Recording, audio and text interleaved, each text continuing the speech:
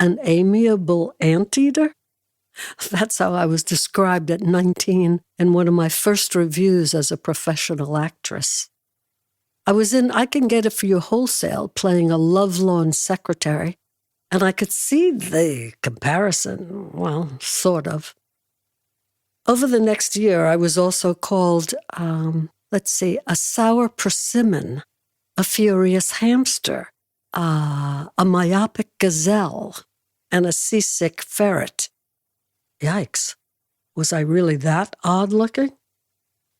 Only a year later, when I was in my second Broadway show, Funny Girl, my face was exactly the same, but now I was being compared to an ancient oracle, Nefertiti, and a Babylonian queen.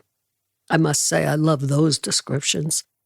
Apparently, I also had a pharaonic profile and scarab eyes. I think that was supposed to be a compliment, though I have to admit one of those eyes does look, well, a little cross-eyed at times. And it seems like the pharaoh also had a big schnoz. People kept telling me, get it fixed. I bet no one said that to him. Sometimes it felt like my nose got more press than I did. In the cover story in Time magazine, the writer said, "This nose is a shrine." That sounds good. Then he went on, "The face it divides is long and sad, and the look in repose is the essence of hound." Not so good. So which is it? Am I a Babylonian queen or a basset hound? Probably both, depending on the angle. I wish I could say none of this affected me, but it did. Even after all these years, I'm still kind of hurt by the insults and can't quite believe the praise. I guess when you become famous, you become public property.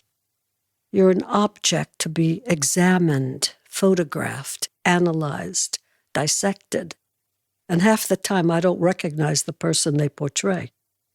I must say, I've never gotten used to it, and I try to avoid reading anything about myself.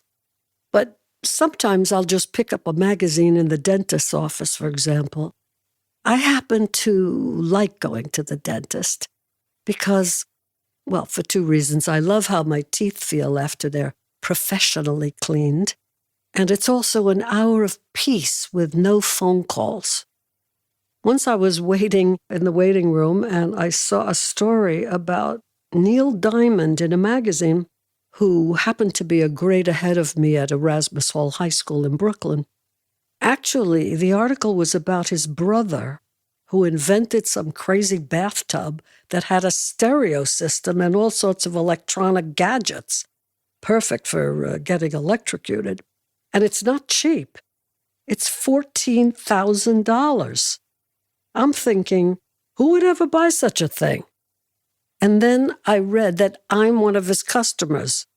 I didn't even know my friend Neil had a brother. Now I'm being used to sell his bathtub? That's irritating. But other stories cut deep. For instance, one night, my dear friend Andrei Barkowiak, a brilliant cinematographer who did 2 films and a documentary with me, came over for dinner. Actually, he was cooking because I'm a hazard in the kitchen. I can burn water. Andrei had been to see his friend earlier, a medical doctor, by the way, and happened to mention that he was having dinner with me. And the doctor said, "I hear she's a bitch." "What?" said Andrei. "What are you talking about?" He said, "She's impossible to work with, I hear." Andrei said, "That's ridiculous. Have you ever worked with her?" "No."